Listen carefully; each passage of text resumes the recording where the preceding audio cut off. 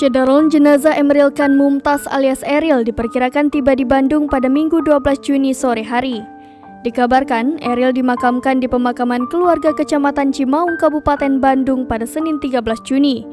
Saat ini, doa bersama dengan anak yatim dan warga dilaksanakan di Gedung Pakuan, Bandung. Adapun Atalia membagikan informasi terkait proses pemakaman putra sulungnya Eril. Diketahui, Atalia menginformasikan akan disolatkan pada hari Ahad 12 Juni 2022 pukul 22 waktu Indonesia Barat dan disemayamkan pada Senin 13 Juni 2022 pukul 8 waktu Indonesia Barat.